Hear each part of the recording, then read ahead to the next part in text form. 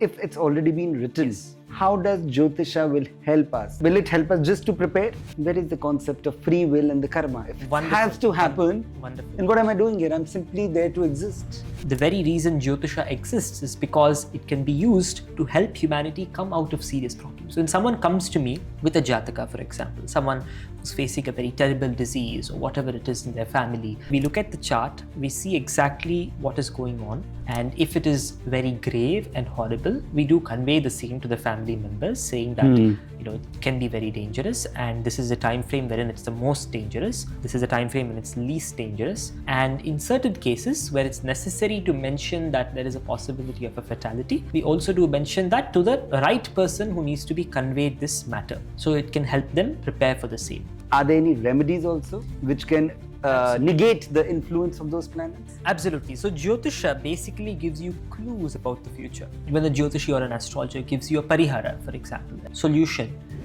sometimes the Jyotishi is also part of your karma.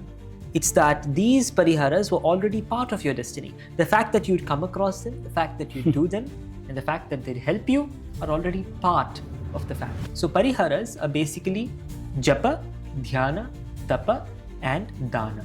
Japa is continuous chanting in association with dhyana, which is meditation. Tapas is austerity, giving up harmful things. And dana is doing good, giving in charity. So this is a very specific human trait to think about the future.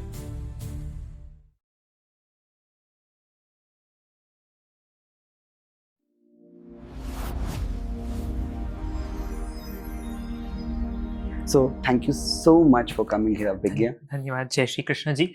I'm also very honored to be here today and to share my journey in Jyotisha and some ideas, some insights, whatever Bhagwan wills that we should discuss today. Absolutely. So thank you very much. Surely we'll try to be as clear a channel as God wants. Absolutely. So, my first, and it's really something which I wanted to know. How did really Jyotisha came into your life? When was the first inclination? I mean, we've read you founded a research institute for astrology at the age of 13, when people are just in the 5th standard, So definitely you have come here in this age for a mission. But still, when did you really realize that you had an inclination towards Jyotisha? Let's go with your earliest memory as a child. Absolutely. So it all started with the Bhagavad Gita, because Bhagavad Gita is the foundation of Jyotisha. If you study Jyotisha without Bhagavad Gita, of course it's possible. You can still study it, but you would lose so the entire foundation of Jyotisha and the philosophy behind it is deeply rooted in the Gita, the theory of karma, the law of karma, in fact. And there are people who study Jyotisha without touching the Bhagavad Gita, which is okay, but still the best way of doing it is to start with the Gita. I was fortunate enough at the age of 6 to be introduced to the Gita. And my mother is to be credited for that. She introduced me to the Bhagavad Gita despite not having studied it herself. She just read it a few times, but she decided that that's the best path for her children. So me and my sister both started Bhagavad Gita very early. She started at the age of 3. And reading the Bhagavad Gita at the age of 3? Absolutely. So guided by my mom, a few words, and then she used to repeat it. And her memory was fantastic, so she picked it up really quick. And by Bhagwan's grace, I memorized the entire Gita by the age of 7. And at that time, even though I did not understand the Gita directly, memorizing it has really helped me, because in different moments in my life, I remember those verses, because those verses come back as flashbacks exactly when I need them, where I need them. And sometimes even in a prophetic sense, in the sense it just comes up during random moments, and then a day or two later, that verse is so significant in my life. And this has happened a few times. So it started with the Gita, and from there it went to Sanskritam, because that's the natural progression. So when you talk about memorizing the entire Gita, what language was it in at that point of time? It was fully Sanskrit, proper. So without Gita even knowing Sanskrit, you memorize Sanskrit? Just memorizing it, because it's most of the Indian bhashas, the Bharatiya bhasha, the languages that we have are very close to Sanskrit. Almost all of them borrow about 80% of either their grammatical structure or their vocabulary from Sanskrit. So it was quite easy. I can guarantee anyone listening to us in the podcast today can pick the language up quite easily. And there are studies to show that learning Sanskritam really helps you develop other aspects of your critical thinking, as well as the way you approach languages, the way you approach the world. It has an influence on you. Every language has a subtle influence. Okay. Sanskritam has a spiritual influence also in your life, because the moment you start to learn Sanskritam, many doors open for you. While studying Sanskritam, just near the place where I was learning Sanskritam, there was a class where they were teaching Jyotisha. It was called the Divya Jyoti College of Astrology. And it was in Kannada, the local language of Karnataka. I was just learning Kannada at that point. I wasn't able to speak it. God's grace, today I speak Kannada. And I write and read as well. And that was actually because of Jyotisha. I learned Kannada just so that I was able to learn Jyotisha. So how did you draw yourself? I mean, how did Jyotisha came in your life? So it was just the next classroom. And one day, while just finishing my Sanskrit classes and walking out, I noticed some people speaking about astrology and astrological concepts. And that's when I asked my parents if it's possible for me to study. My mom said, of course, why not? Let's go and ask them. The teachers inside thought my parents wanted to study. They never knew a kid of 10 would want to study Jyotisha. And they were like very apprehensive initially because it's a heavy subject. So what were the other kids like? How old were they in that class? They were all, I think the other students were all 40 plus. So there was no one who was my age. And it was pretty strange for them as well. They were just looking at me and this child is not going to study Jyotisha because it's a heavy subject. I understand them, of course, because there are many things in Jyotisha which are heavy. You talk about disease, you talk about death, and so many topics that might be a little bit heavy for children. So that was their first concern. And they were kind enough to let me study though. And the first few classes, I was still grasping the language. So I was unable to understand it very well. And hence, my parents took me to a bookstore nearby. And they told me, pick whatever book you like from here about Jyotisha. So I was just walking through the aisle. I remember it was the Sapna book house in Mysore. And there was an astrology section. So I went there and looking through the books, I picked up the books by Dr. B.V. Raman. Very beautiful titles. There was a book called The Astrology for Beginners. Very simple. So I picked that up and I went home. And while I was on the way back home, I almost finished reading about 1/4 of the book because I was so interested. And even in the bookshop, I started to read that book, in fact. That was one of the first introductions for me into Jyotisha.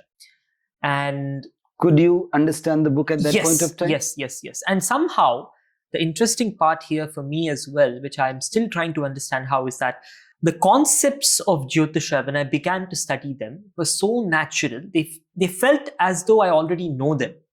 The different concepts, be it the conjunctions, the yogas, the effects they produce, it felt so natural. It never felt like someone is making an abstract correlation between two unrelated concepts. Generally, when we approach Jyotisha, that's the first thought I have seen many people get. This is, how are you connecting two completely abstract concepts to one another? But when I started to study Jyotisha, the first thing I felt was that there is a connection. 100% there is a connection. And it felt like I'm just relearning that connection. And that was the first thing. Dr. B.V. Raman's books are amazing. He's my guru. If you look at it that way. My other gurus, of course, were, there was one very wonderful person.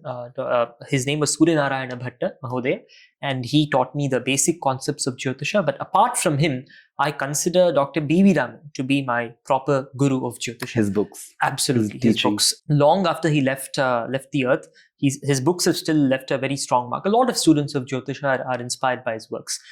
Amazing works. So that was my first introduction. And from there, immediately, because I had a background in Sanskritam, I approached the Brihat Parashara Hora Shastra because it's been acclaimed by a lot of scholars, and the Brihat Jataka. So I picked up the Brihat Jataka as well.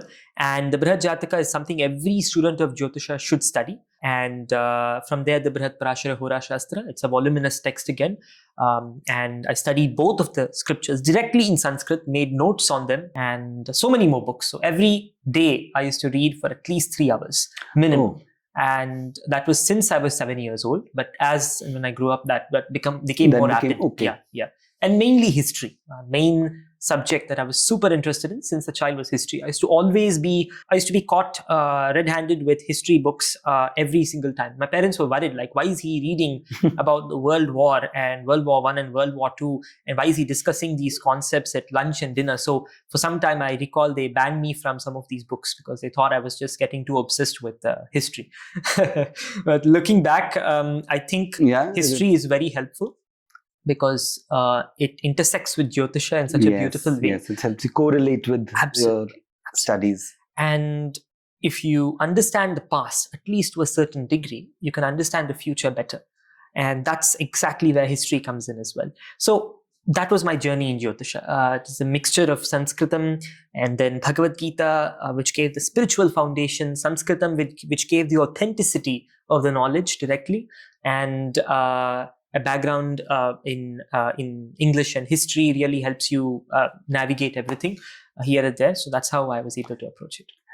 But at the same time, I absolutely admire people who study mathematics and physics, because those are two subjects which I did not get a good background in during my schooling, because I went into a completely different area of studies. Obviously, maths did play a role, but I never got to delve as deep as I would like to into these subjects of mathematics and physics. So now I'm going into that. So you would say a foundation in maths, physics and science, Yes. and then studying Sanskrit. Yes. And then approaching Jyotisha Yes. as the holistic way of. Absolutely. That would be amazing. That would be the is best combination. That's the best. So now when I teach Jyotisha to students, I specifically encourage people with a mathematical and say physics background to enter Jyotisha.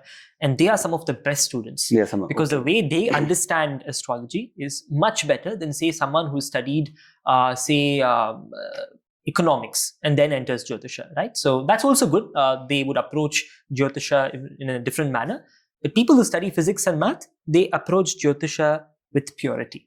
And it's easier for them to even approach the spiritual concepts, contradictory to what we might think. We might sometimes think that people who study maths and physics kind of might become more rigid. But I have seen them to be extremely creative and understanding. And acceptable. Yes. Absolutely. Because they all absolutely want proofs whenever they do something. And that's how you should do it. That's how you should. That's the best way of approaching Jyotisha. So at that time, I was always obsessed with teaching and creating systems to teach people the best way possible, even though I never been to school myself. An absurd thought. But anyways, that's how I started off. And at the age of 10, when I started studying Jyotisha, it was quite fast. At the age of 11, I picked up most of the concepts. At the age of 12, I completed 2 or 3 examinations in the Kannada language as well as the English language, completed maybe 5 or 6 different courses. And by the age of 13, I had finished the last examination that's required for Jyotisha.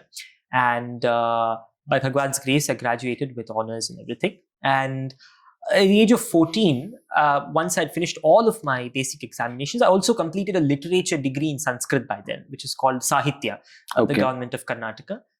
And the only one left is Vidvat, which is the scholarly level of Sanskrit. And so I finished my Sahitya, and I immediately, with pen and paper in my house, just founded symbolically something called Prajna Jyotisha. The reason why I chose the name was Prajna is basically consciousness, it's wisdom. And Prajna is the one who is the receptacle of wisdom.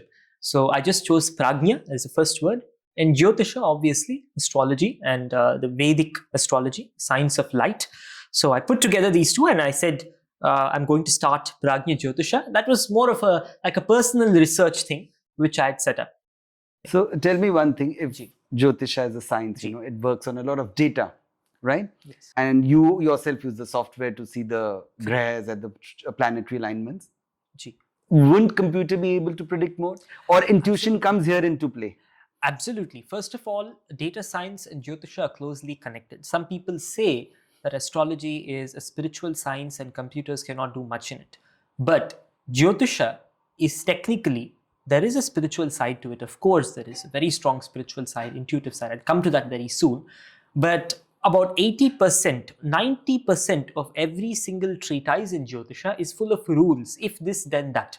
Simple. Okay. If this combination, then this result. If this combination, then this result. It's logically driven. Logical. And not every one of these combinations requires you to apply your intuition. Okay. Some of these combinations are direct. The sages do not keep telling you in every verse to apply your intuition and then pick the outcome. They say that for certain combinations, of course. So since a bulk of it is simple rules or complex rules, you can definitely apply artificial intelligence and machine learning onto these rules, and they should technically work. To predict. Yes. And if they do not work, you have to go back to the system and ask why it did not work exactly. Okay. Check the algorithm. Yes. And any exception to the rule is definitely a problem.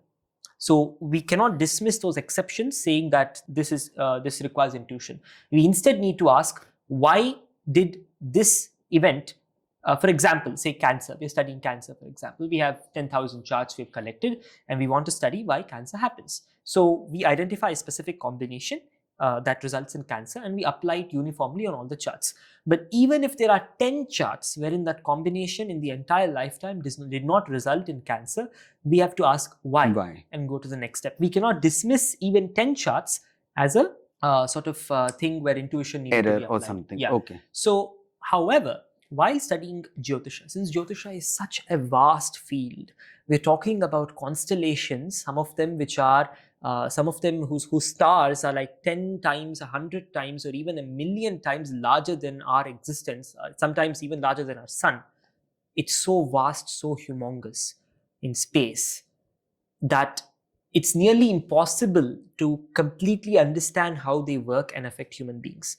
So in this vastness of uncertainty, we cannot dismiss the power of intuition. The intuitive power is what gave birth to Jyotisha. These sages were at high levels of intuition. We are nothing in comparison. I personally am not even a grain of sand in comparison to the intuition that led to the birth of Jyotisha. So the intuition that we all have personally is so small, but it's so important at the same time. So important. And the same intuition that resulted in the creation of Jyotisha is what can help us interpret these concepts. So since there is so much uncertainty, even data cannot penetrate the vastness of uncertainty that we have at the moment. So intuition it's like a torch. Data is more like a knife trying to cut through it. It's not possible. It's too vast. Intuition gives you that light exactly where you need to go. So Jyotisha, you're saying it's related to people first, and then the collective consciousness of a group of people. Yes. Which can include like a country. Yes. Even regions sometimes. Yes. So where is the concept, like if you say this has to happen? Correct. Where is the concept of free will and the karma? If it has to happen, then what am I doing here? I'm simply there to exist. That's a wonderful question. And it has answers on 3 levels. Because the world around us is technically, as per our scriptures, as per the Advaita Siddhanta, which I follow personally, Advaita Vedanta, the world is like a mirage, everything around us. This is the words of my gurus. So I'm quoting that. The world is basically a mirage, as it's mentioned in the Ashtavakra Gita, as the Bhagavad Gita hints, as Advaita Vedanta hints. It's a mirage. None of it that we see around us is technically real in the way that we perceive it. It's just a different arrangement of molecules and atoms at any given point of time, very temporary. The next moment, it may cease to exist. It will cease to exist at some point of time. And in the grand scale of time, the number of times that this arrangement of molecules keeps changing is so infinite. It's like continuous. It just keeps happening constantly. So the world is technically a mirage. And this has already been understood by our sages millennia back. And they have spoken about it. How did they understand this? Through deep meditation. Despite having no knowledge of how the atoms work directly in terms of using machines to identify them, they transcended the necessity of machines and understood it through their meditation. Yes. And they gave it to us in the form of the Shastras. So they believe that everything basically happens for a reason and everything has already happened. Time itself is an illusion as per Advaita, because Advaita believes in oneness. There is only one. There is not plenty. There is not 3, 4, 5. There are no 3 states of time, past, present, and future. If it's already been written, yes. How does Jyotisha will help us? Will it help us just to prepare? But also sometimes when, so many people are predicting left, right and center. Today you open a YouTube and everyone is predicting, and the graver the prediction, the more the views, you feel that person is right. Very true. It's fear-mongering going on and, after nothing happens, you get disillusion and again the science takes a backseat. Yes, Absolutely. And such people have been definitely ruining Jyotisha for a very long time, which is why there are rationalists in opposition of Jyotisha, which I completely understand. So I will answer this question in 2 parts.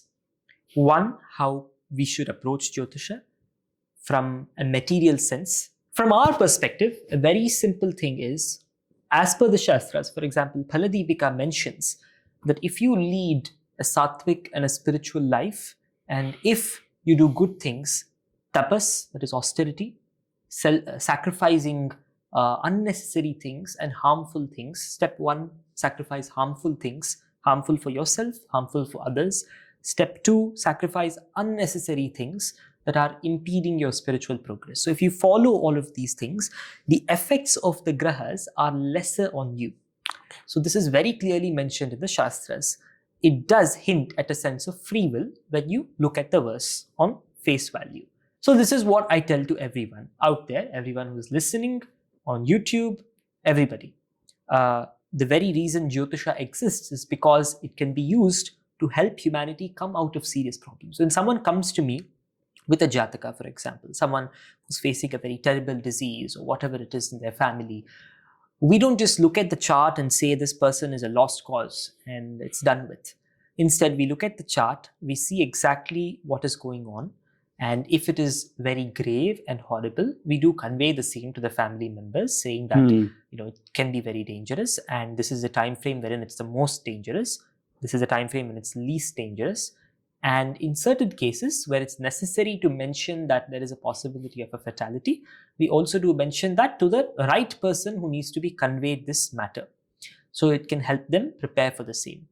In certain cases wherein we notice that a chart has a specific combination that indicates a disease in the future, but the person is hale and healthy now, we, first of all, what I do personally is to ask them whether that disease has occurred in their family or not, first of all. So once we approach from the family, we understand the connection to the disease. The person who's being spoken to also understands it. And from there, we mention pariharas. So pariharas are basically japa, dhyana, tapa, and dana. So these are 4 aspects. Japa is continuous chanting in association with dhyana, which is meditation.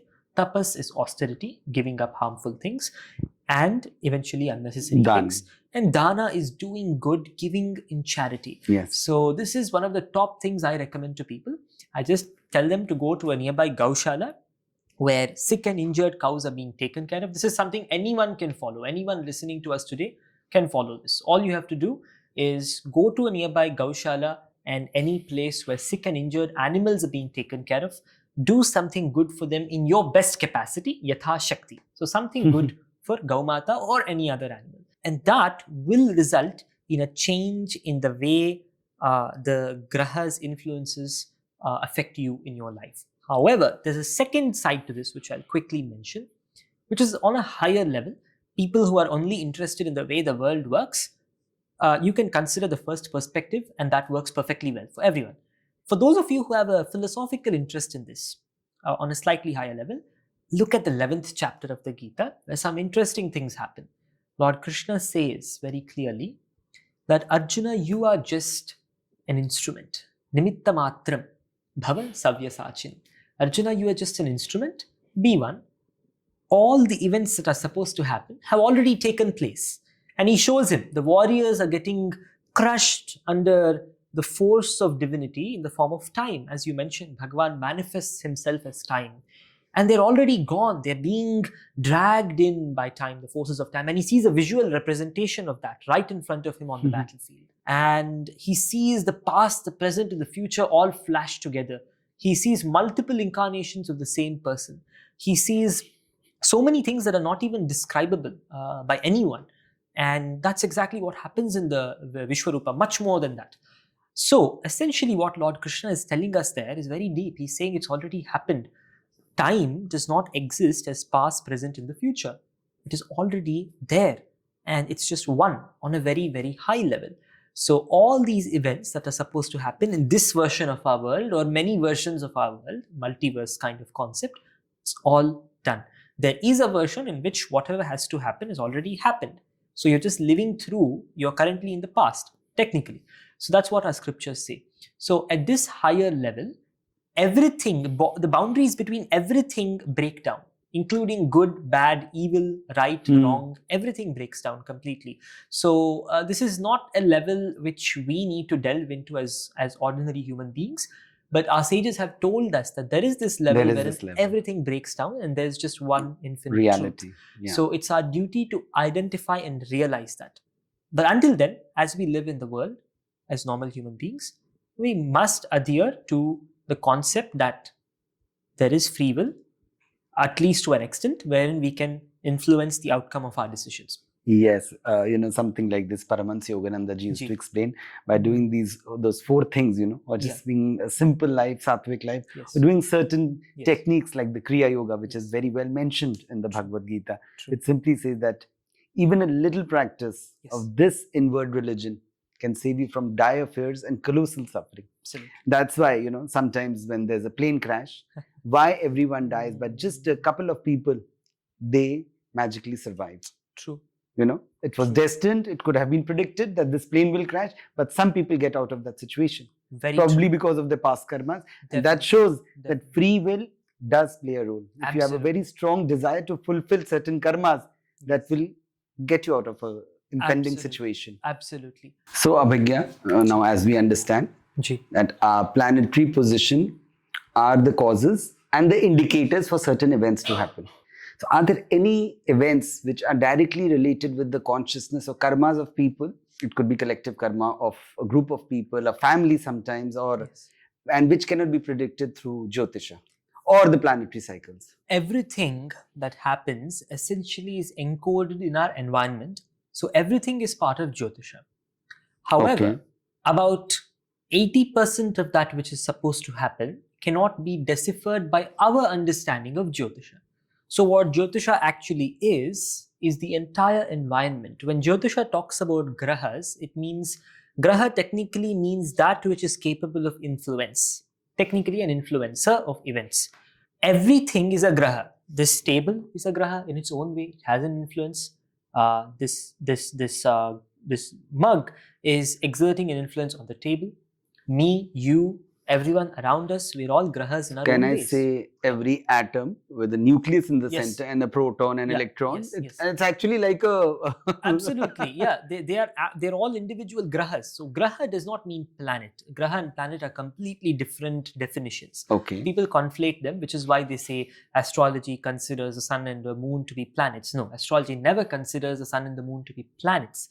Rather, it calls them grahas. So of all the grahas, 9 of them are really significant in Jyotisha.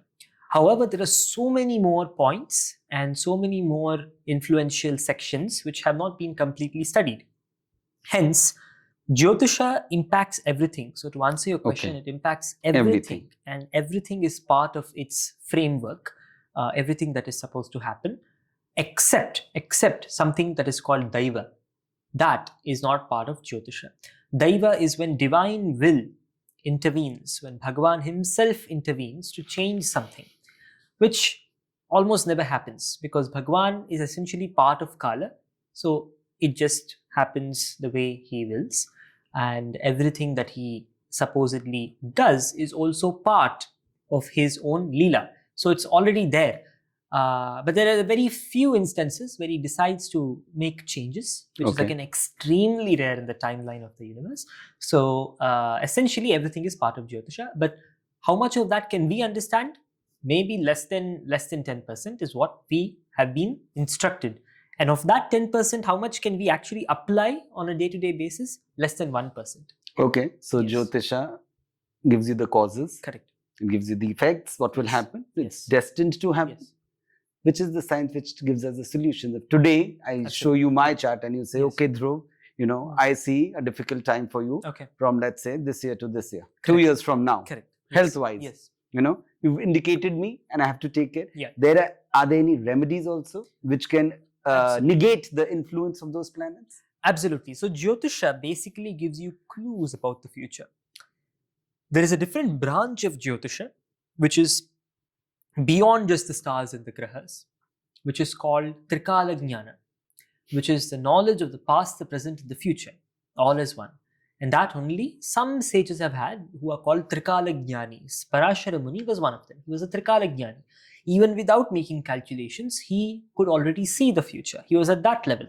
But for us, ordinary earthlings, he gave us the science of Jyotisha so that we can at least experience a small part of that, a very small part of that experience. So he gave us Jyotisha, and he clearly mentioned that one who wants to study Jyotisha must follow said rules, which we will discuss. And he told us to use it in a specific way. He gave us clues. Everywhere it's clues, and some of them are so abstract. So probably some of the concepts he did not want us to fully understand. So he only gave us parts of it. Similarly, other sages have given us parts of Jyotisha. And now putting it all together, in the end of their texts and somewhere in between, they also mention the pariharas. So when you asked about the solutions, that's a very important question. He also has given us pariharas, what to do when we get into some trouble and in our life we enter a difficult time frame. Or as you asked, you see your chart and you notice that a very negative period is coming about, and then you want to solve it beforehand. Now the Shastras say that there are certain types of karma. And for our audience, what is relevant is that we can talk of prarabdha karma. So prarabdha karma is like an arrow that's already been let out the bow of Lord Shiva. It reaches its target. No one can stop it. Absolutely no one can stop it, except if Bhagwan himself wills to change the course of that arrow. So the karmas that we do over several births, some of them cannot be stopped. It just has to happen. So the good thing here is, Jyotisha, when a Jyotishi or an astrologer gives you a parihara, for example, a solution, sometimes the Jyotishi is also part of your karma. Okay.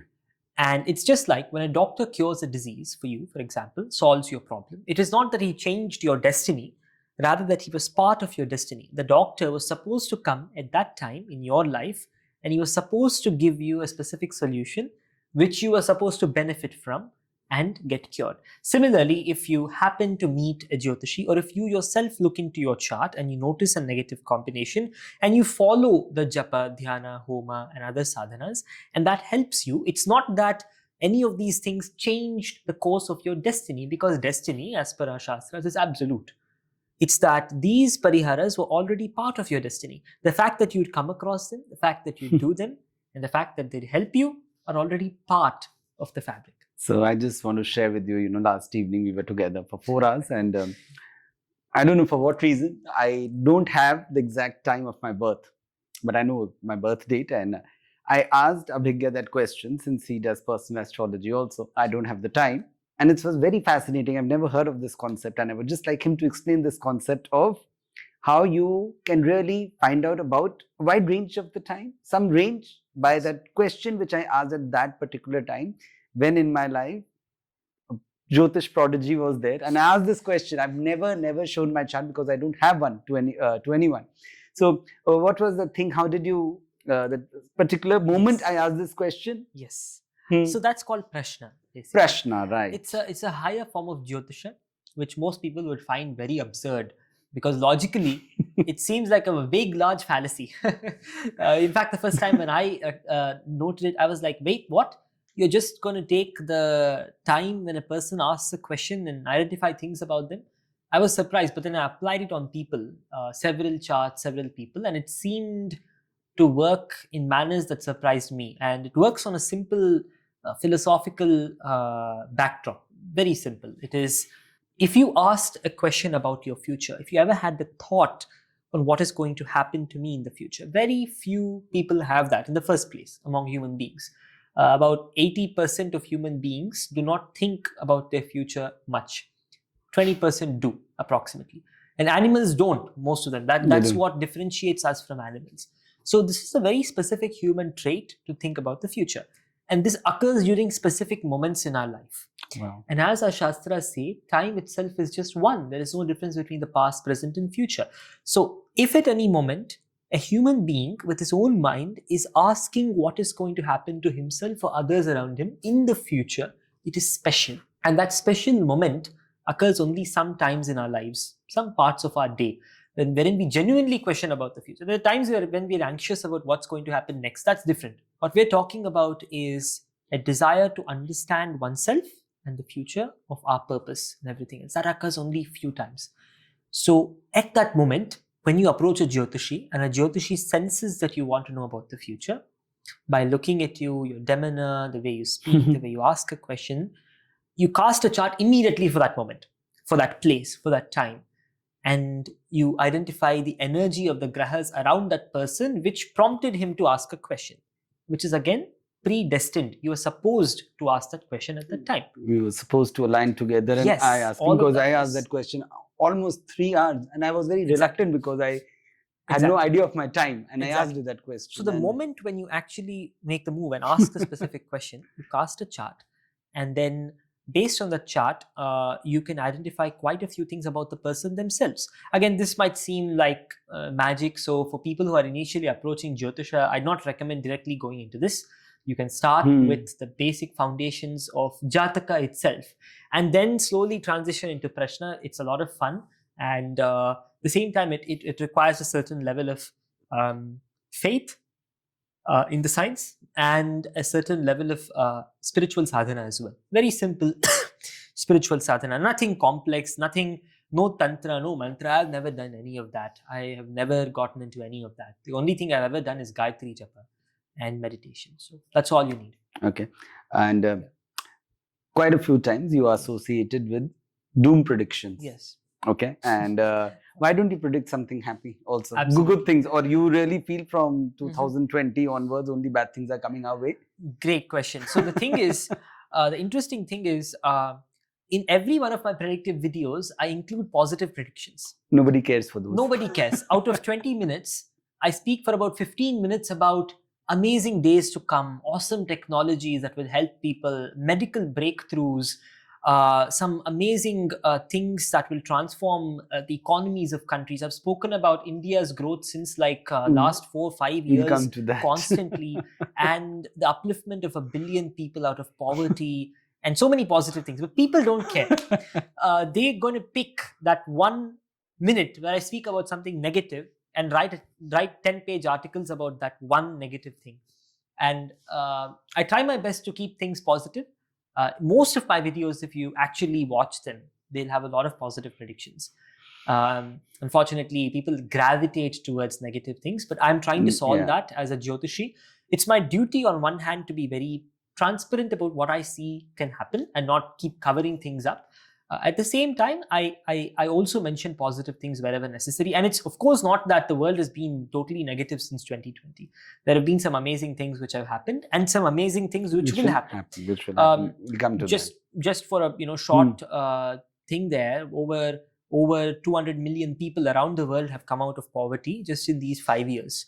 And many more people have gained access to amazing facilities which they wouldn't have gotten access to earlier. It has resulted in a great increase in prosperity and of course a lot of inequality. So good things have happened and they will continue to happen, and we'll come to it. So do you predict events and everything? Do you also predict that Jyotisha as a science will really come on the forefront in the future? Yes, it will. And it's being accepted by the theology or you know the scientists and the scientific community? The scientific community, I believe, will start to study Jyotisha after 2040 or so. The problem with Jyotisha, unlike other sciences, is that it is not straightforward at the moment.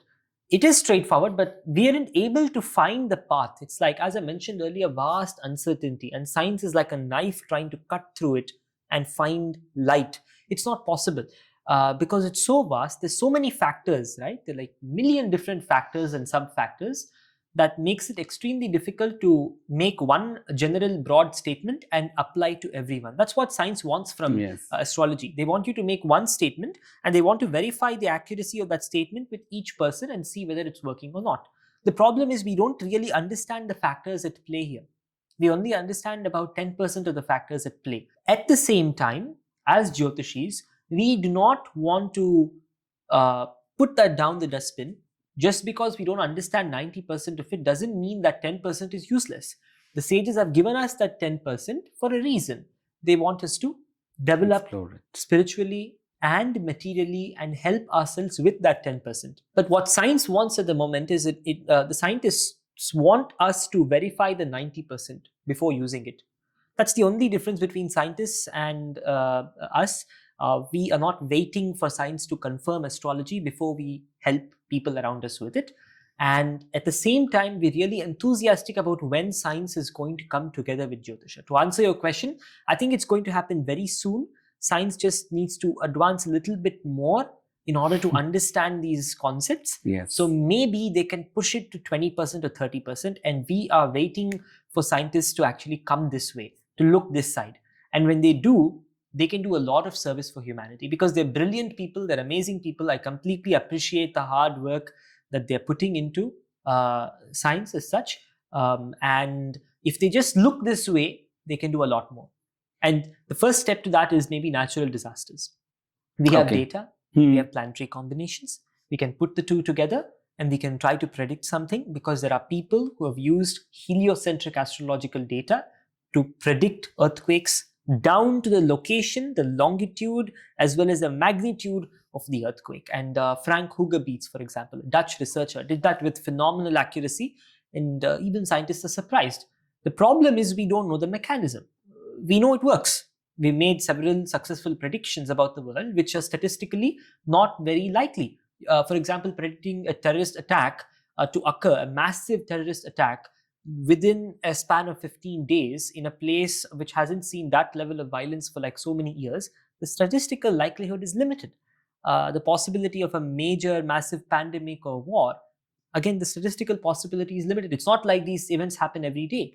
So these things we know work, but we can't explain how they work. Yeah. This how factor is very valuable, and I hope and I also believe that there will be progress in this direction over the next 2 decades, after 2040 specifically. Till then, it's still going to be in the mumbo-jumbo territory. And it's sad that Jyotisha is currently confined to that territory, but we are hoping to bring it out of that. Yeah. Oh, great, great. I'm waiting for that. Okay. One last question about the topic of Jyotisha, since you already do this. How do you decide what to reveal and what not to reveal? When you get that strong feeling, it's not always right that you just think, okay, it's going to happen. Yeah. And you tell it to the public, because when it does not come true, a lot, okay, definitely it affects your reputation, but also the reputation of astrology in totality. You just feel, they keep predicting things and 5 times it misses, 5 times, so probably they are coincidences. Glad you asked that question. First of all, that's exactly the reason why we refrain from unnecessary, useless predictions like sports. The risk-reward ratio there for the science of astrology is very limited. First of all, you're taking a risk for what? Are you going to help anyone? No. If a particular team wins a sport, how much is the world going to change? The world before, the world after. It's nearly the same. There's not much of a difference. So what is the use of predicting sports events? Nothing. You're only going to help people who are going to gamble. Yes. And what's the net effect of gambling on society? It's negative. Someone might make $1 million, but then will he be able to help anyone with that? Again, that's a huge question mark. It's net negative for society. It's net negative. So there's no use in predicting sports events, and hence I personally have completely not done that so far. I'll never do that, and I discourage actively anyone who's doing that. We're making a joke out of Jyotisha. Secondly, there is a duty that's assigned to Jyotishis to predict events that happen for the world, which might be of significance. For example, which affect human beings or humankind. Human beings, humankind, animals, earth, anything. Yes. So, for example, these are consequential. Someone is being affected, and it's our duty to help them. Otherwise, if it was not our duty, the sages wouldn't have even spent so much time writing texts. I'd like to remind you all, these sages were monks. They had no other reason to give us these texts before they left the world. They did not have any family. They did not have any interest in the world and its affairs. Yet they chose to leave us with this. And I'm even talking about Jain monks here who had given up everything, including their hair, their entire kingdoms, and yet they wrote texts on Jyotisha. Why? There must be a purpose. They wanted Jyotisha to guide people, and they've told us that it's our duty to use this valuable information for the benefit of society and mankind and animals, so wherever we can use it. So whenever we see that an earthquake or something is supposed to happen, we're supposed to speak about it. And even if it means risking your reputation, it's completely fine. You have to do it. If you are wrong, accept that you're wrong. Like, for example, sometimes I have missed certain predictions for earthquakes. It happened once in 2023. The Turkey earthquake happened. Gladly, another astrological researcher got it absolutely right, Frank Hugebeets. He did a phenomenal job at it. I missed that. So I made a video after that saying that I missed certain combinations and I was not able to identify the location. But whatever it is, it's absolutely our duty to talk about it before it happens. Okay. And for example, recently, when I was, this was in February 2025, last year, and I was on a spiritual trip across Western Karnataka. It was a solo trip, and I was going to different places on my bike and visited almost all the important temples in the region. It was amazing. One place I stopped and I decided to stay there for about 20 days. It's called Hariharapura, very beautiful place. I've made a video about it on YouTube as well. There's a beautiful Narasimha Swami temple there. And I used to sit in the middle of a river, little islet, and do my research on earthquakes. For some reason, there was a strong intuition about an earthquake in that time frame, which is why I picked up the subject of earthquakes. So I messaged some of my co-researchers and friends saying, I really feel there's going to be a massive earthquake imminent, like within the next 1 or 2 months. So I started my research. This came like just an intuition, Yeah. just like a flash of thought. Yeah, I was at the temple and I was studying these combinations, and for some reason this came up. And I was like, it wasn't leaving me at all. Like every time I opened my laptop to do something else, study some other subject, I still moved towards earthquakes. And I was studying this. I collected data and created charts for every single earthquake manually, because I'm not a really good AI researcher. So at the time, I just manually collected data, maybe 100, 150 earthquakes, and then created charts for each of them for the latitude, longitude, where it took place. And I noticed a pattern. And that pattern, there were many patterns. Basically, it was like it's like a box full of different patterns all mixed up together. But then one specific pattern from that, isolating that, and I noticed that in March, the same thing was coming up. So I made a video. I did not make a video initially. As you mentioned, there was fear, first of all. And you were this not is sure. 2025 when But you were sure of an event would take place, but I was sure. No specifics about it. I was sure there's going to be an earthquake. I don't know where. I don't know when clearly. I just know within the next 1 month, 1 or 2 months, but I don't know when. Now, if I just go on YouTube and say there's going to be an earthquake, and I don't mention when, people are going to call it vague. So I knew it's going to be big, not just the regular 4-5 magnitude earthquake that occurs once in a while. I said it's going to be big. But at that time, there was fear. This was 2025 when I was not having 20,000 subscribers who were probably going to forget about it if I make a mistake. I had 1 million subscribers on the channel, and if I make a mistake, as you mentioned, it's going to be really bad, because in Jyotisha, making one mistake is a huge thing, and it's the internet. Everything is recorded, and hence I still went ahead. And finally, on the 1st of March, I did enough research to feel confident about it, and I made a video saying that there's going to be an earthquake, and it's going to be a major earthquake. I specified it's going to be big. It's going to happen within March 2025, and specifically the 2nd or the 3rd week or the end of March, somewhere there. And I gave 3 zones because I didn't want to go wrong, obviously. So I gave 3 zones. There are about 8 different seismic zones, major ones on the earth. So I singled out 3 because I knew it should be somewhere there. One was Western North America, Western South America, and the Himalayan belt. So these 3 zones I figured out. There are many more zones. There's a Mediterranean one. There's one around Japan. There's one around. There's also one just around the Pacific ring. There are many other locations. So I singled out these 3 and I made a video. Finally, put it on YouTube, and I just forgot about it. Just let it be there. And on the 20 till the 28th of March, I was getting comments on the video saying nothing has happened. Just accept it. Make a video. Just accept it. I said, I really hope it doesn't happen, and I'm thankful it has not happened. The next day it happened in Myanmar, and over 5,000 people died. It was horrible. Yeah. And a tower collapsed in Thailand or something. The imagery went viral. The video went viral, obviously, because it was predicted. Again, only by you at that point of time? At that point of time, I don't think I saw any other prediction regarding it. So that was a crazy moment for me. So immediately, the first thing your mind tells you is you did it, and that sense of accomplishment.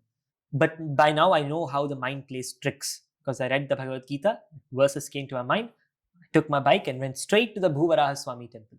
which is near my house, about 30 kilometers. Very beautiful temple of Varahaswamy.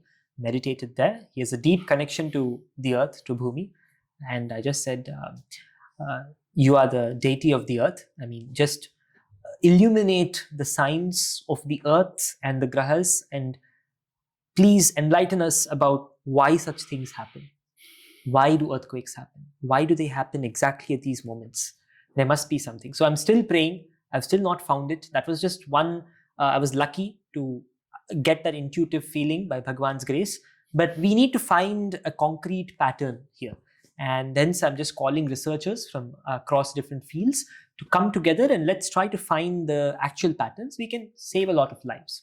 Yeah. So just in last 2 minutes, just sum it up for all those people who are inclined towards Jyotisha and how Jyotisha will really help the humanity, the earth and the world to move in a positive direction along with science and the new emerging technologies. I think Jyotisha can do a lot, especially for diseases and for the mental health of people. You can use Jyotisha to transform the way people look at their lives, because once you look at your Jataka, or once someone else looks at your Jataka and you study it properly, you get to understand yourself better, and that solves like 80% of the problems. 80% of the problems today are because people don't understand themselves properly, and they're always creating phantom versions of themselves based on either society or based on their own hallucinations.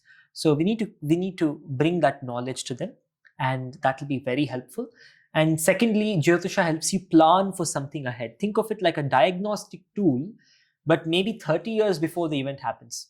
So when a child is born, you can already see the proclivities and the possibility of it getting a certain disease or its nature. So say you're a parent of a child and you notice in the Jataka that there's a combination that might make the child aggressive in the future. So your parenting can be specific to that trait, and you can make the child a better human being. Half the time society gets into trouble is because parents don't identify these traits beforehand. They just let it grow. And eventually it has a negative impact. So for children and parenting, it's an amazing thing. For disease management and for diagnosis, it's an amazing tool. I have seen it help a lot of people so far. And even for disaster management, in that Myanmar earthquake, if the governments of those 3 countries or 4 countries, and the countries of all the zones I mentioned, for example, if they were just a little bit more careful, especially the poorer ones, which definitely do not have proper systems to take care of people in disasters, if they just stepped up a little bit and put those disaster management sheds at the right time in the right place, 80% of those deaths wouldn't have happened. 80%. Yes. Most of them happened because of absolutely ludicrous reasons. So I think it's very helpful. Yeah. Thank you. Dhanyavad.